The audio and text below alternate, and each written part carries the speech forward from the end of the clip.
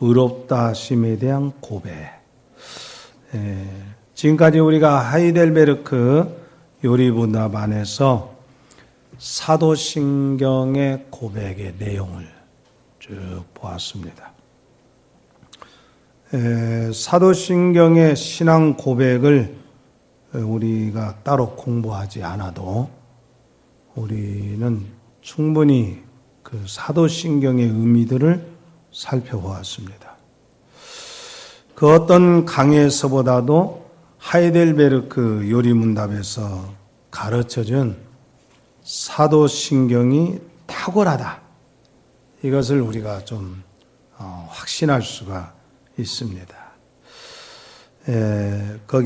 우리가 거기 서론 같이 읽어보도록 합니다. 시작. 우리가 사도신경을 공부할 때 놓치지 말아야 하는 것은 신앙의 대상이 성삼위 하나님이시라는 것입니다. 하나님 외에 그 어떤 존재도 절대적 존재는 없다는 것입니다. 특히 예수 그리스도만이 우리의 구주가 되심을 더 확신해야 합니다. 그 다음으로 교회 공동체가 품고 있는 소망을 나의 소망으로 삼아야 합니다. 여러분, 교회만큼 우리에게 영적으로 유익을 주는 공동체가 없다. 참 이 세상에 교회만큼 우리에게 큰 유익을 주는 공동체, 이것은 없다. 이걸 우리가 정말 확신을 해야 됩니다. 또 하이델베르크 요리문답과 사도신경을 공부함으로 얻는 유익, 이것이 무엇인가? 이걸 우리가 참 진리를 배우면 반드시 우리 안에 영적 자유가 생깁니다. 그래서 너희가 진리를 알지니 진리가 너희를 뭐하게 하리라? 자유케 하리라. 이런 확신이 우리에게 생기는 거예요. 그래서 삼위 하나님에 대한 고백이 주는 유익은 뭐냐? 하나님 앞에 의롭다 하심을 얻는다. 이것입니다. 그래서 오늘부터 제 59만부터 63문을 통해서 의롭다 하심에 대한 말씀을 오늘 공부하도록 합니다.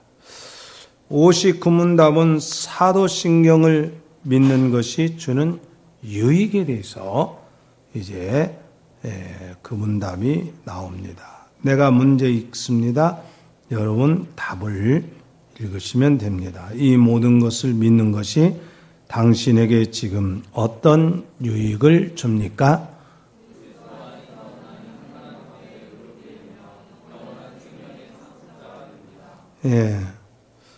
그러니까 이 모든 것은 사도신경 안에 나와 있는 거예요. 그러니까 어느 것 하나라도 믿지 않으면 안 되는 거죠. 그러니까 중요한 것은 배우는 게 중요하고, 두 번째로는 믿어야 합니다. 따라서 합시다. 믿어야 합니다. 그러니까 믿는다는 것은 그대로 그것이 진리라는 것을 인정하는 거, 이게 중요합니다. 그래서 유익이 뭐냐?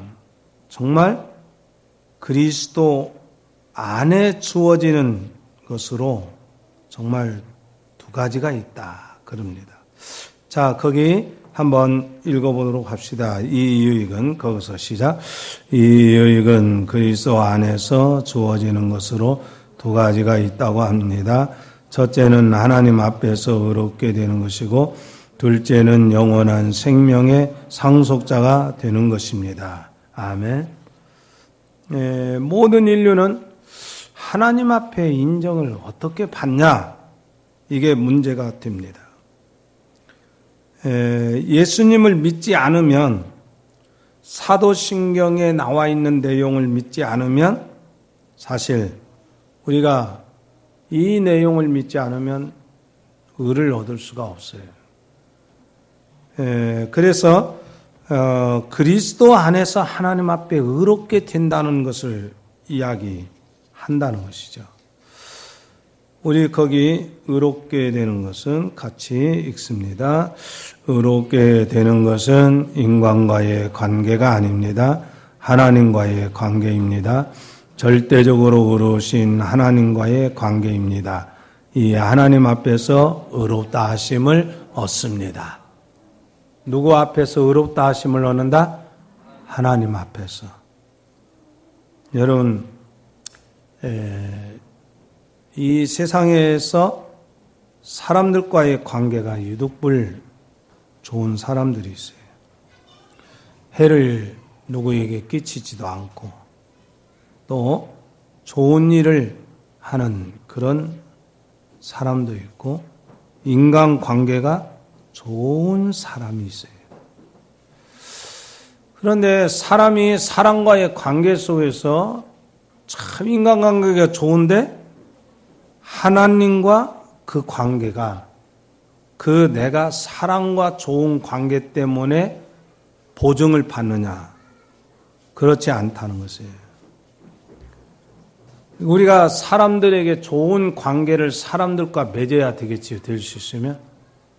근데 이런 게 있어요. 믿음이 생기면 따라서 합시다.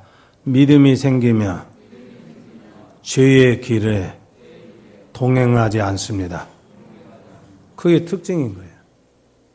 그러니까 어떤 사람하고 어떻게 친하느냐 이것은 내가 하나님을 섬기느냐 믿느냐에서 정해지는 거예요. 그래서 성경에 보면 어떤 길은 사람이 보기에 필경 옳은 길 같으나 그러나 하나님으로부터 징계를 받는 길이 있다. 그런 얘기예요. 그래서 하나님과의 관계에서 하나님 앞에서 의로운 자로 설 수 있느냐? 그렇지 않으면 영원한 하나님의 형벌이 그 사람에게 내려지기 때문에 그렇어요. 그래서 거기 한번 읽도록 합니다. 이 의는 시작. 이 의는 죄와 관계에서 하시는 말씀입니다. 원래 의라는 것은 하나님과 하나님의 법에 일치하는 것을 의미합니다. 불의는 그렇지 못하는 것입니다. 죄는 하나님께서 하지 말라고 하는 것을 행하고 하나님께서 하라고 하시는 것을 하지 않는 것을 말합니다. 그러죠. 죄라고 하는 것은 하라는 것은 안 하고 하지 말라는 것은 하고. 그 옛날 그 어른들이 그러잖아요. 야 이놈아, 너는 꼭 하라는 것은 안 하고 하지 말라는 것은 그렇게 하냐?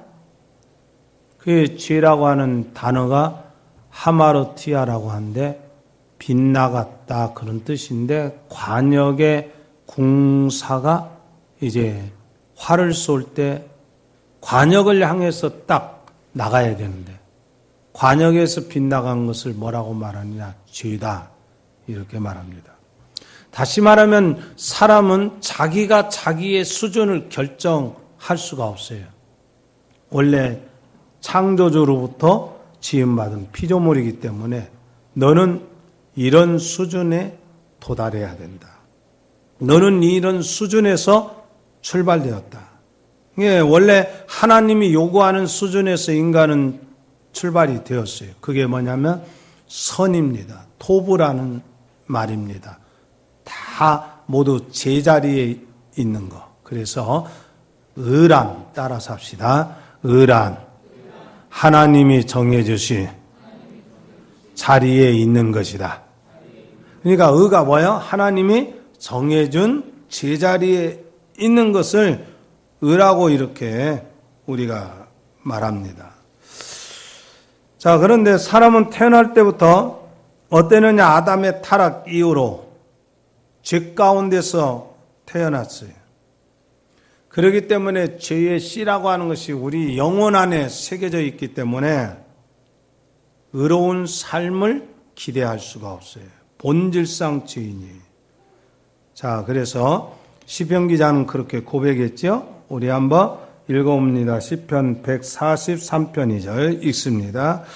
주의 종에게 심판을 행하지 마소서. 주의 눈앞에는 의로운 인생이 하나도 없나이다.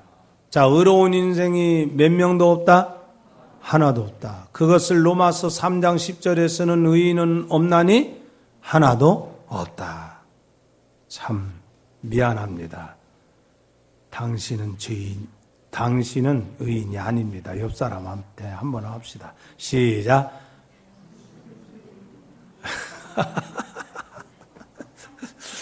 아이고.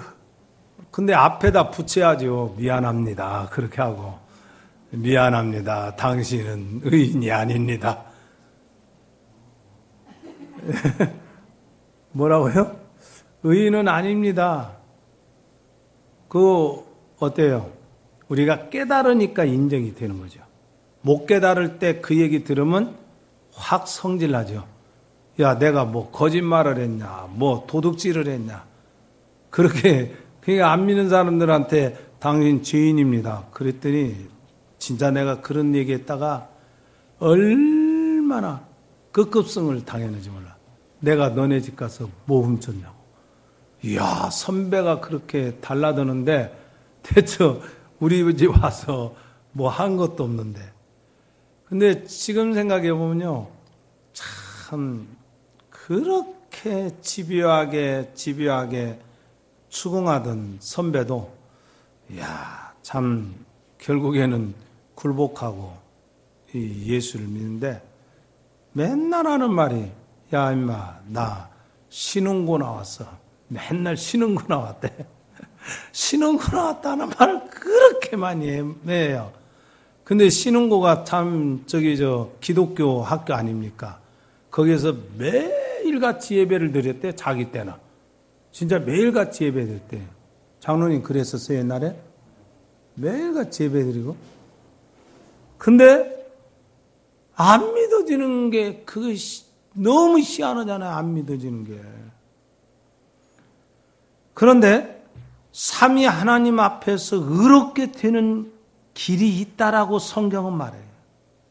그래서 우리의 기쁨이라는 것은 뭘 말하느냐? 바로 죄를 해결하셨다는 하나님의 선언 앞에 우리가 얼마나 가치가 있는 사람인가 이걸 깨달아야 해요. 예, 그래서 우리는 웃어도 덮어놓고 웃질 않아요. 우리의 기쁨은 영혼 속에서 나오는 그리스도인들의 기쁨.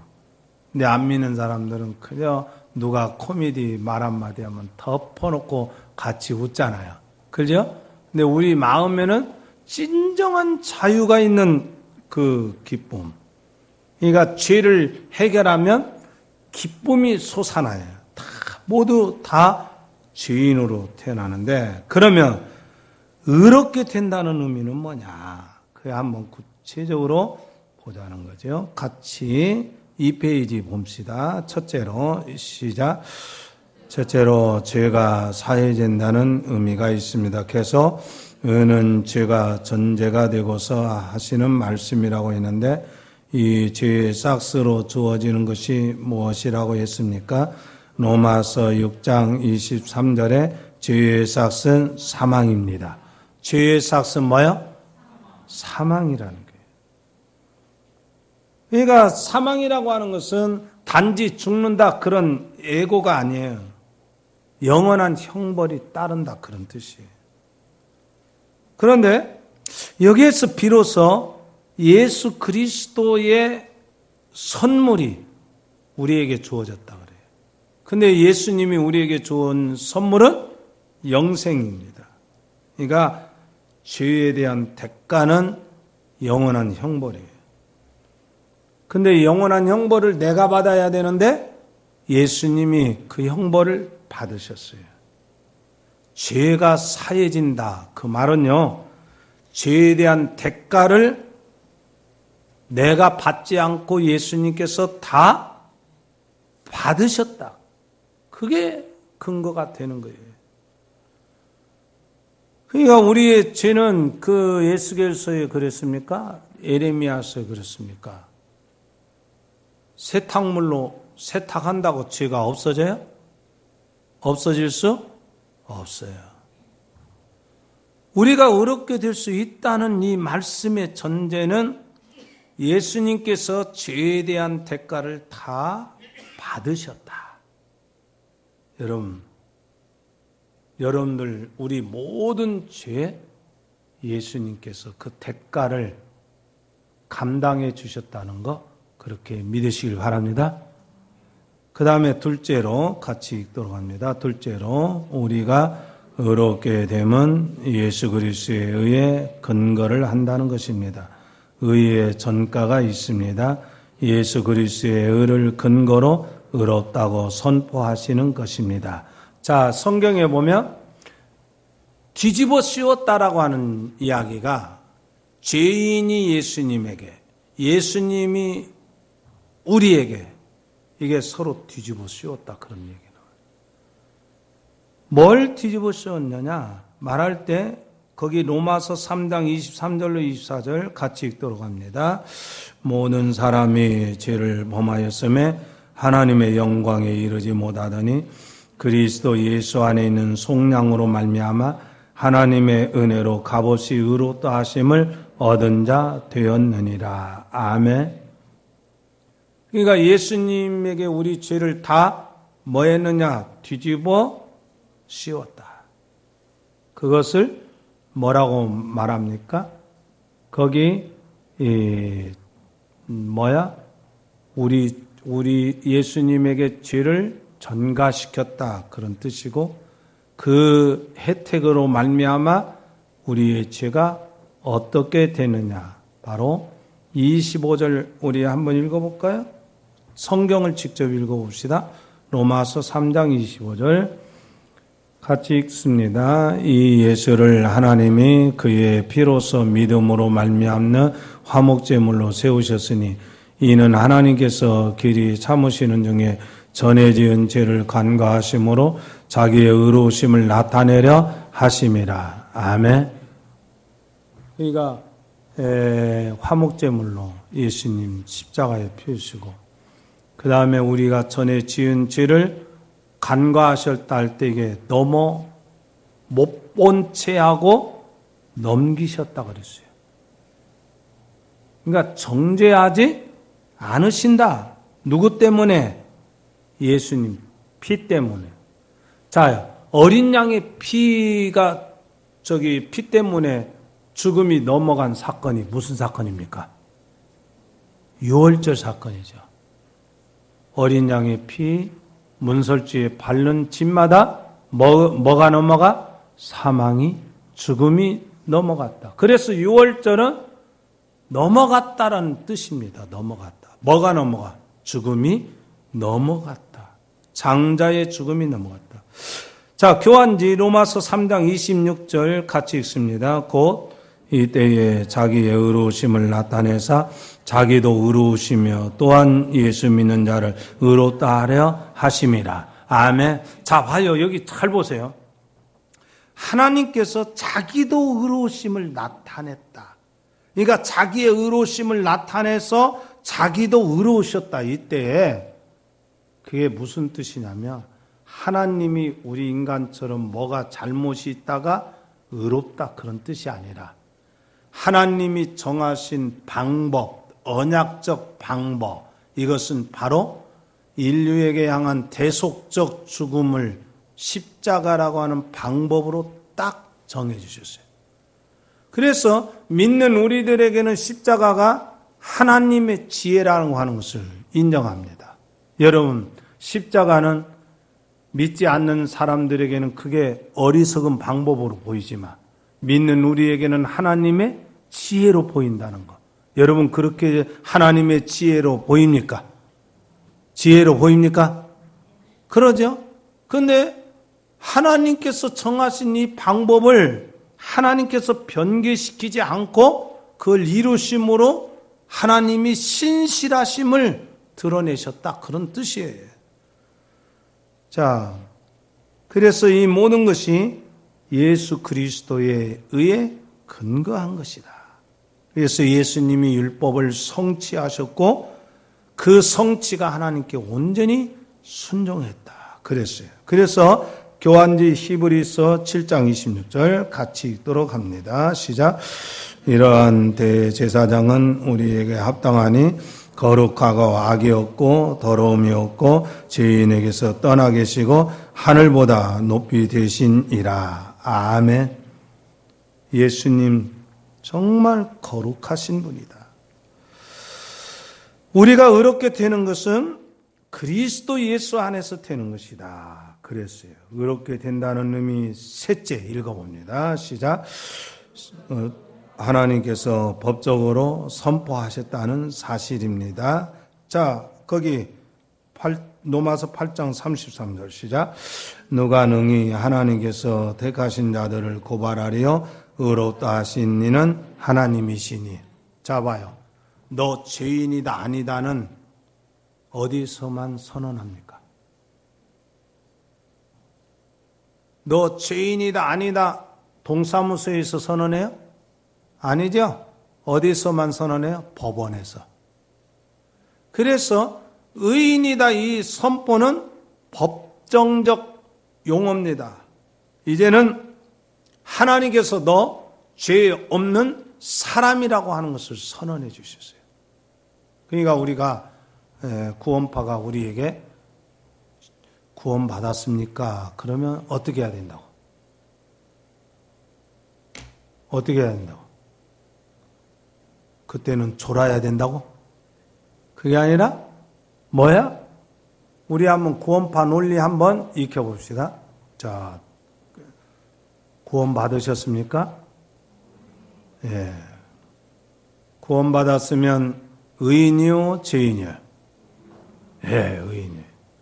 의인이면 죄 져요, 안 져요? 저요. 죄 지으면 죄인이요, 의인이요? 예? 나한테 들은 사람은 의인이라고 말하네. 자, 우리는 죄 져야 안 져요, 지금? 죄 지죠? 근데 죄를 우리는 두 가지로 정확히 구분해야 돼요. 뭐냐? 바로 우리는 이미 우리의 형벌받을 죄는 십자가에서 한 번 회개할 때 다 용서받습니다. 용서를 받아요. 그러니까 우리는 형벌받을 죄를 또다시 회개하고 회개하는 건 아니란 말이에요. 이미 우리는 예수 그리스도를 영접하는 순간에 모든 과거, 현재, 미래의 모든 죄가 다 형벌적 의미로서는 다 이미 면제되었어요. 근데 우리가 죄인이라는 것은 자식 노릇하지 못한다는 자백적 의미가 있는 거지. 우리가 또 진짜 본질적으로 죄인이 되었다가 의인이 되었다 그런 게 아니에요. 의인으로서 따라 삽시다. 의인으로서 아버지 앞에 온전하지 못하는 것을 말하는 겁니다. 아들이에요? 아들이 아니에요. 아들이란 말이에요. 내가 또 죄를 짓더라도 아들이요? 종이에요. 아들이란 말이에요. 그러니까 구원파의 논리에 휘말리지 말아야 돼요. 자, 다시 한번. 구원 받았습니까? 왜 이렇게 자신들이 없어? 구원 받았습니까? 그때는 이렇게 대답해야지요. 이제까지 뭐하고 그걸 물어봐. 그래야지. 구원 받았으면 의인입니까? 죄인입니까? 그러죠. 의인인데 죄 짓습니까? 안 짓습니까? 짓지요? 죄 지으면 의인입니까? 죄인입니까? 여기서부터는 확실해야 돼요. 죄 지어도 우리는 형벌받을 죄인이 아니라 천국에 가는 의인입니다. 여러분 그렇게 믿습니까? 이렇게 대답하면 구원파가, 이게 구원파는요, 이게 마치 애들 판화에다가 그림 이렇게 짝짝 찝는 거 있죠. 뭐라고 그래요? 뭐라고 그래요? 에? 에? 판화인데 거기다 이렇게 그림 전체를 조각내 갖고 이렇게 끼면서 맞추는 거. 퍼즐. 걔들은 퍼즐 맞추기로 항상 교리를 해요. 퍼즐을 하나만 틀어놔도 걔들은 다 꽝이 돼요. 그게 이제 구원파한테 딱 그렇게 만나는 거예요. 내가 뭐라고 대답했냐면, 걔들은 이걸 기다리잖아요. 죄 지으면 죄인입니까? 의인입니까? 그때 모든 그리스도인들이 뭐라고 말해요? 죄인이라고 말해요. 그러면 또다시 이렇게 돌아갑니다. 죄 지으면 의인입니까? 죄인입니까? 죄인입니다. 죄인은 구원받았습니까? 못 받았습니까? 못 받았습니다. 그러면 거기 기성교에서 배운 구원가는 복음을 들은 것이 아닙니다. 이런 식으로 해서 우리 종파에 와서 구원의 복음을 다시 들어야 됩니다. 중생의 비밀과 거듭남의 비밀을 아십니까? 죄사함의 비밀을 아십니까? 제가 요즘에 이제 구원파 상담이 많이 들어가고 구원파하고 이게 계속 하다 보니까 구원파 박옥수 씨 1시간 30분인가 강의를 하는데 한 20분 동안만 성경 몇 구절 얘기하고 나머지는 다 돈 버는 얘기예요. 돈을 어떻게 생각하고 땅을 어디치를 사고 신갈 어디치에 뭐 사고 뭐치를 샀더니 몇백만 원짜리가 몇억 몇백억 자기는 CC에서 1억 같은 건 이 얘기를 안 한대. 몇백억이 돼. 그러면서 이야기하는데 보니까 이야 그렇구나. 딱 이단이다. 딱 사이비 집단이다. 자, 그래서 우리는 하나님께서 뭐라고 하느냐? 법적으로 의롭다 선언했기 때문에 더 이상 죄가 있다고 고발할 수 없다. 근데 사탄은 계속 고발합니다. 고발해요. 그래서 시편 32편 1절 2절 우리 같이 읽시죠. 시작. 허물의 사함을 받고 자신의 죄가 가려진 자는 복이 있도다. 마음에 간사함이 없고 여호와께 정죄를 당하지 아니하는 자는 복이 있도다. 아멘. 그러니까 내가 의인인지 아닌지 용서를 받았는지 받지 않았는지 마음에 갈등하고 자기 자신의 구원에 대한 확신이 없는 사람을 간사한 사람이다. 그렇게 말해요. 그러니까 우리가 확신을 가져야 돼요. 내가 내 힘으로 예수 믿는 그 능력을 발휘하는 게 아니에요. 정말 하나님의 그 은혜로서만 정말 하나님의 자비로서만 구원을 누린다는 거예요. 그래서 요한복음 1장 12절에 뭐라고 했어요? 영접하는 자 곧 그 이름을 믿는 자들에게는 하나님의 자녀가 되는 권세를 주셨다. 그 다음에 로마서 8장 16절 17절 우리 성경을 직접 찾아볼까요? 같이 찾아봅니다. 같이 읽습니다. 로마서 8장 16절 17절 같이 읽습니다. 시작. 성령이 친히 우리의 영과 더불어 우리가 하나님의 자녀인 것을 증언하시나니 자녀이면 또한 상속자 곧 하나님의 상속자요 그리스도와 함께한 상속자니 우리가 그와 함께 영광을 받기 위하여 고난도 함께 받아야 할 것이니라. 아멘. 우리는 영원한 생명의 나라를 상속받은 귀한 의인들입니다. 여러분 부요하게 살아갑시다. 능력 있게 주 안에서 의인으로 살아갈 수 있기를 주의 이름으로 부탁합니다. 아멘. 기도드리겠습니다. 주님, 우리에게 의를 덧입혀 주시고 죄인된 자리에 있을 때 예수님 피로써 화목제물로 우리의 모든 죄를 보아 떠넘어 가시고 우리에게 의인이라고 당당히 선포해 주시어서 더 이상 죄의 형벌과 죄의 저주 가운데 있지 않음을 우리에게 확신시켜 주신 것 감사합니다. 진리의 복음에 굳게 서서 이 땅에서 의인으로 살되 책임을 다하지 못할 때 아버지께 송구한 마음 갖고 다음에 더 책임적인 삶을 사는 성숙한 그리스도인이 되게 하여 주옵소서.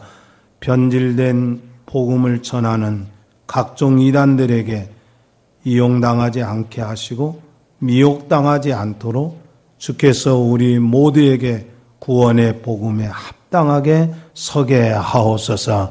하나님께 감사드렸고 예수님 이름으로 기도드리옵나이다. 아멘.